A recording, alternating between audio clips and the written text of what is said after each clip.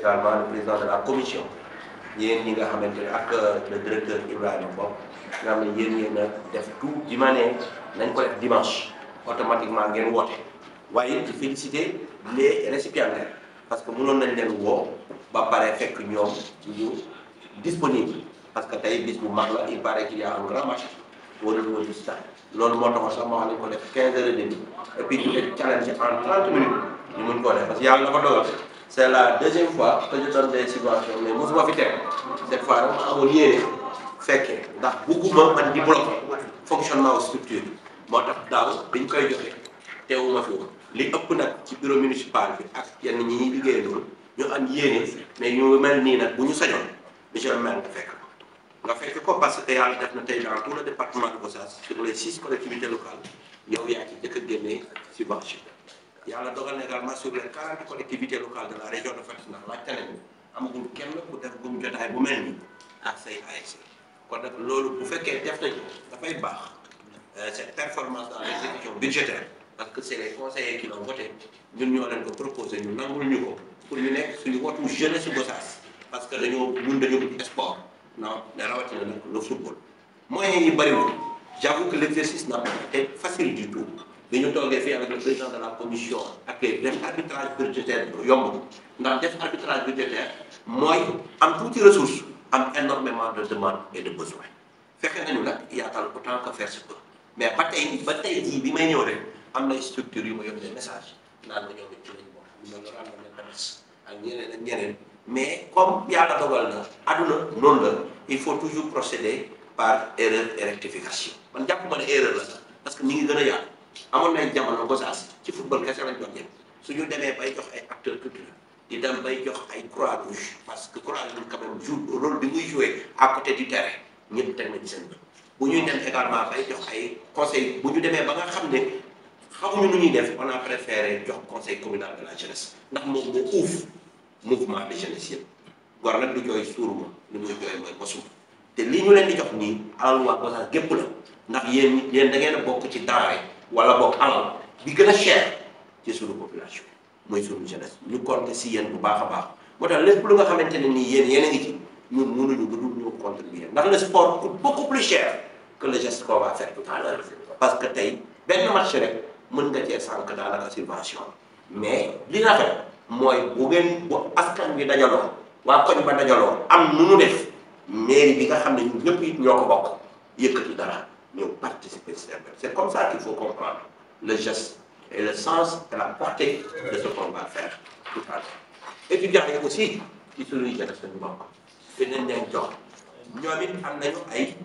remontée d'informations yi ñëw ci ñoom monsieur le président parce que ce qu'on donne c'est l'association des élèves étudiants de la commune de Gossas. Les étudiants de Gossas ne sont pas seulement à Dakar mais il faut reconnaître que 80% ou bien même plus sont à Dakar mais quand même on a quelques étudiants qui sont à Bambey, d'autres à Thiès, d'autres à Saint-Louis, d'autres à Ziguinchor et même d'autres aussi à Ziguinchor. Maintenant lu ma dugg dans les règlements intérieurs des structures mais war ngeen waxtaan seen biir ba ku nekk am na lu la mosal bien que le gros morceau ñun ñëpp xam nañ ne ça va rester à Dakar parce que foofu le problème yi gën a bëree mais il faut que ngeen waxtaan seen biir ASC yi léegi-léegi bu ñu leen ko joxee seen subvention ñii jour lañ koy joxalee transport ñii xool lañ koy def ñii añ lañ koy def ñii la leen ñun suñu pouvoir suñu rôle fii la yem tey bokkul ci suñu rôle ñuy dugg di dem di xool ASC yi nan lay utiliser xaalisam wala nan la ko mais leer nañu ne c'est que dans un des postes budgétaires yi nga xam ne ñoom ñoo nekk ci biir sport di féliciter également le président de la zone ndax bi crise bi amee ñu aj nawetaan yi ñun ñëpp am nañu lu ndax parce que xam nañ ne jeune Gossas dañoo bëgg sport dëkk bi ne selaw affaire yi metti ñun ñëpp ñu dox ci moom mu dox ci ñun ñu dox ci chef service départemental des sports jàppale ba préfet mu di jël arrêté wàcc moo tax mënu ma wax ba mu jeex te waxuma la appelé wu ma à la non violence pour que ñu continuer ni ñu tàmbalee nii moi je suis pas sûr que forcément c'est la présence des forces de défense et de sécurité ñoo tax loolu mais jàpp naa ne Gossas fois bu nekk bu yaree boppam buy jógee këram mu jàpp ne moom dong moo nekk stade yar boppam ne man damay dem ci jàmm damay ñëw ci jàmm te sport dong laay dem et que ku kay Gossas kii kay loolu bu ñu ko defee ku nekk bu demee ci jàmm am yéene jàmm dana fa am jàmm dana fa jëlee jàmm dana fa bàyyi jàmm te dana ñibbi si jàmm loolu noonu moom moo tax ma leen di féliciter yàggagul pour le moment ça se déroule très bien l'adrénaline va monter parce que malheureusement j'ai annoncé cette année que la coupe du maire c'est 1 million c'est qui est sûr c'est que adrénaline bi day gën a yëg waaye 1 million tekkiwul dara par rapport ak Ibou Seye wala boog ñeneen ñi li ñuy daj ci seen biir ASC yi ñi ngi ci daj lu ëpp loolu kon nañu wax ne c'est juste un sport qui est paradoxal parce qu'en apparence il nous oppose mais en profondeur il nous rapproche en apparence il nous oppose mais en profondeur il nous rapproche maa un beau but ak ku ko mun di dugal et c'est comme ça qu'on doit le prendre ñun nag suñ li ñuy def dañuy wax sax li ñu war a def la d'accord na ci waaye ci façon defin bi bu góor nañu góorgóorlu ba def ko ci terre wala ñu koy def ndax biñ ci defee réunion ba pare nag am na lu ñu reteniroon la ñu reteniroon moom lay jox le président de la commission mu rappelé ko. Ça c'est école de football. Zone de Gossas 200 000 francs. Les arbations donc ñaari club graté lañ ci retenir bu nekk di nga am 50 000 francs. ASS et Croix-Rouge bu nekk 50 000 francs. Conseil communal de la jeunesse 100 000 francs. Pourquoi c'est 100 000 francs? Parce qu'on s'est dit que le conseil communal de la jeunesse moom moo coiffé yenn association yi nga xam ne mënuñoo jox yenn association yëpp donc ñu jox le conseil communal de la jeunesse pour qu'il puisse appuyer les autres associations. Le service départemental de la jeunesse des sports du moins, je me suis trompé, donc 50 000 francs. Les acteurs culturels 300 000 francs. loolu mooy li nga xam ne moom mooy subvention yi ñi nga xam ne ñoom ñoo war a jot subvention suñu dikkee ci loolu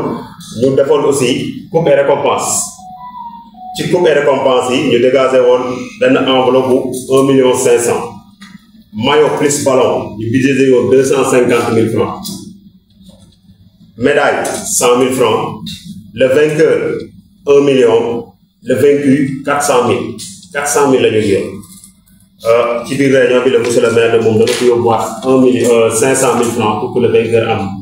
1 million le vaincu am 500 000 francs donc voilà li nga xam ne moom la ñu retenir woon ci subvention yi di remercier waat bu baax monsieur le maire parce que c'était pas une chose facile di remercier aussi ñi nga xam ne fekkee woon nañu keroog bi ñuy def dispatching bi parce que wax ji xawoon na bari te aussi am na ñoo xam ne aussi ba léegi ñu ngi demander pourquoi on les a pas pris en charge. Comme nous l'avons des fois, c'est par les erreurs qu'on essaie de se parfaire à l'avenir. Donc, on va essayer de les prendre en repérage. Comment on va faire. Un appel aussi que je lancé, sans que surtout par rapport aux ASC. Les ASC, peut-être subvention, feneen lañ koy dugal am na njëriñ trop mais ASC aussi suñu mënoon a jàppale ci école yi. sànq maa ngi koy wax sànq man mën naa toog fu ma toog de paxa def naa fa 4 ans gis naa ne dañuy bay seen école mais am na yeneen ASC yoo xam ne moom vraiment da ngay ba tax fu mel ni fi ma ne école 2 tey soo ko duggee y a des problèmes pour nga am foo jaar alors que ñaari ASC bu ko woon waa sens nee nañ dañuy bay seen école donc ñooñu waa am waaw ok waa sens mais aussi yeneen ASC yi suñ ci mënee jàpp parce que aussi léegi école tijji te aussi élèves yi dañoo war a fay jàngi si boobaa aussi ASC yi mën nañ ci jàpp donc loolu laa ko mën a terminer di remercier ñëpp di jégaluwaat ci kàddu gi monsieur le maire merci beaucoup. merci beaucoup. ok. ñu jox kàddu l'inspecteur de la jeunesse. pour ñu mën a waxtaan ak les jeunes ak les différentes associations qui sont là. donc damay commencer nuyu monsieur Diaw bon nee na moom dafa ñëw comme avec casquette au président. oui je sais que nee naa aussi représentant le président du conseil départemental. yaa ngi def des efforts très très louables surtout man ci domaine bi ma concerné muy wàllu sport. c'est pas la première fois ma ñëw fii ci ay remise de subvention ñëw naa fi beneen yoon aussi ci ay remise de ballon yu ñu doon may les différentes structures sportives même ba yeneen communes yi sax jot nañ leen ci jox seen part donc ñu ngi la ci encourager di la féliciter am na ay kàddu yoo xam ne jot nañ fi jip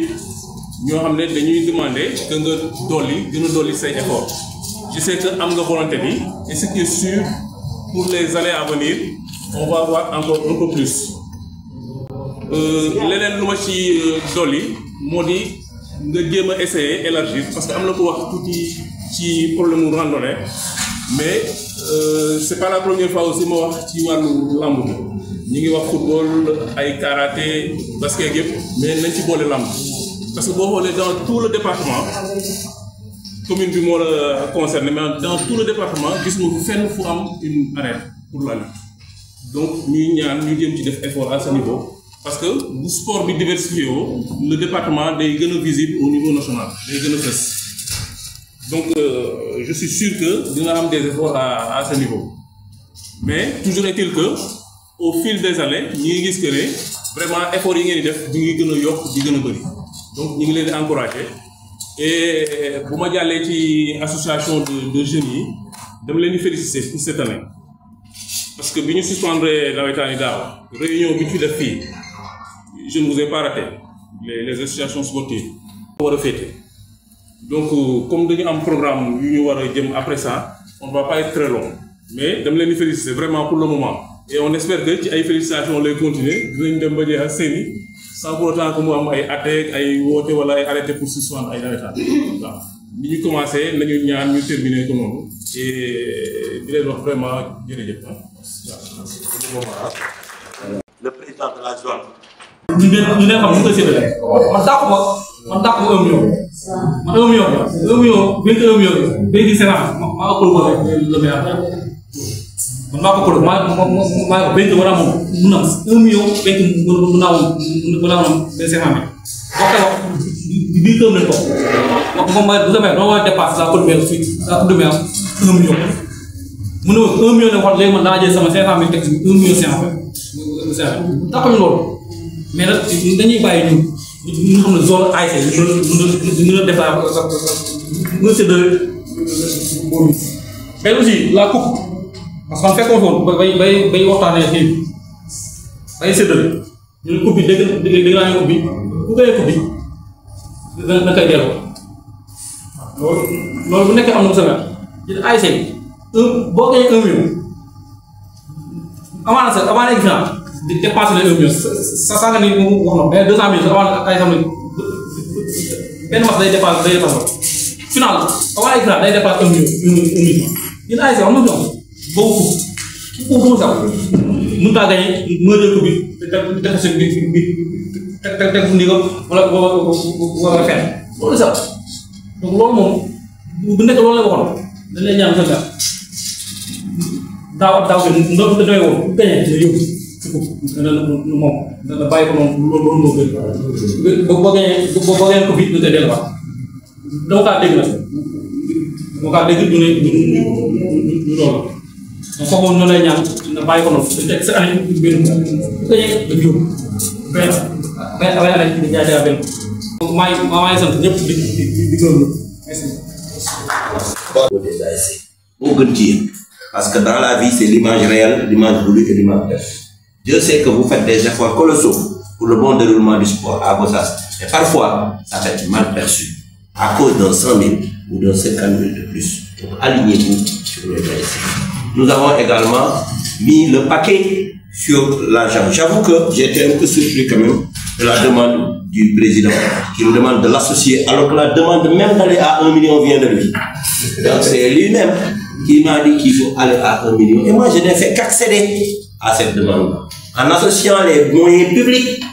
et les moyens privés pour pouvoir satisfaire notre jeunesse. L'autre élément, c'est par rapport à la coupe.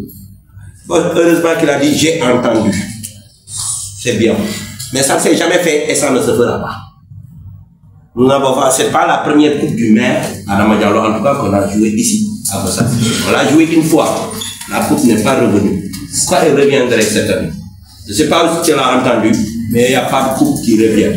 Chacun, celui qui gagne le trophée, il peut garder ça pour lui et mettre ça dans ses armoiries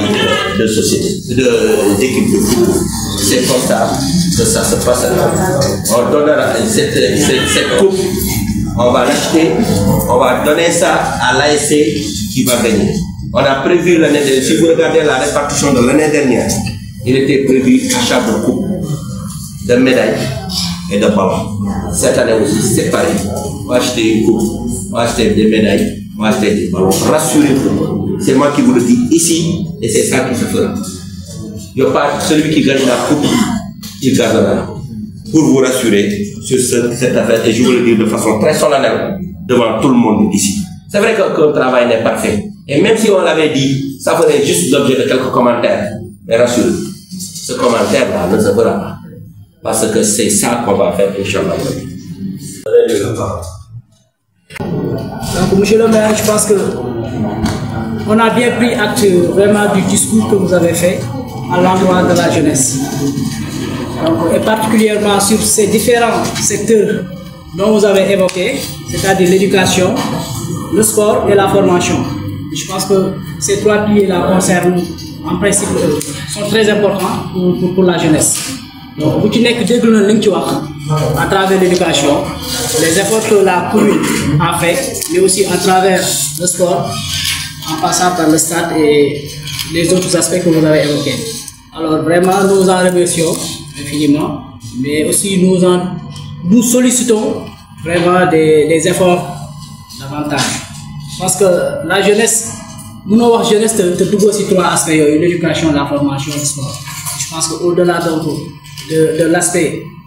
subvention qui consiste à remettre de l'argent aux ASC, je pense que trois aspects aussi évoqués pour la jeunesse. Et ça, je pense que les jeunes qui sont là en sont conscients. Donc nous les exhorter par rapport à la commune par rapport à ces trois aspects-là, particulièrement au niveau du sport et de la formation. Parce que il n'y a que deux aspects je pense que les jeunesse parfois nous ne directement. Donc elle attend à ce que la jeunesse attend à ce que vraiment les autorités les appuient pour qu'ils puissent s'épanouir, mais aussi pour qu'ils puissent vraiment intégrer dans un cadre de formation. Donc là aussi nous solliciter la commune d'une manière vraiment considérable. Alors vous le aussi au niveau aussi de la jeunesse. Donc ça dafa nekk aussi dëkk boo xamante ni dafa bëri ay organisations des associations de jeunes. Donc là aussi aspect le positif le baax aussi dans une localité, mais aussi les associations aussi doivent dépasser l'aspect d'existence. Donc je pense que le président de la zone a évoqué ça. Donc au-delà de l'existence aussi, nous appelons aussi les jeunes de s'intégrer davantage au niveau des activités de citoyenneté. Ça nous permettre de nous bay laaj li ñu laaj gëna nekk des droits gëna yomb ci ñu. Donc vraiment loolu la amoon pour l'instant lu ci mënoon wax par rapport à cette activité là qui consiste à remettre des subventions au niveau des associations et particulièrement au niveau de certaines organisations ou bien certaines instances comme le conseil communal de la jeunesse. Voilà, merci beaucoup monsieur le maire, merci à la personne. Vous féliciter. Nous aussi tout simplement inspecteur. Je dirais que nous aussi pas contribuer. Peut-être c'est la première fois que assister. Bon, il y a des remerciements. Nous avons à l'endroit du maire. Pas contribuer. Fekk na subvention benn étape yóbbu ci benn étape. Aussi c'est la première fois ñu am subvention 2 millions. Je ñu ko ci remercier infiniment. C'est aussi si amour boo nga xamante ne am na ko envers nous les étudiants. Aussi sans aussi maa ngi dégg si ay cadeaux muy wax simplement si concernant ak les autres étudiants yi nga xam ne ñu ngi koy woo di ko laaj pourquoi pas ñu aussi amuñu. Peut-être c'est un peu compliqué man aussi ci am na si ay temps maa ngi woo quelques présidents bi yëngu wax ak ñoom pour qu'on puisse discuter. Inch'Allah on va essayer de voir comment faire pour qu'on puisse discuter avec les autres étudiants. Après dinañu revenir concernant à ça. Yooyu aussi ñu félicité aussi bopp. Aussi franchement chaque jour dama koy woo di ko sonal di ko ay appel parce que ñun suñu appartement problème bi dañuy fay chaque mois dañuy fay 200 000.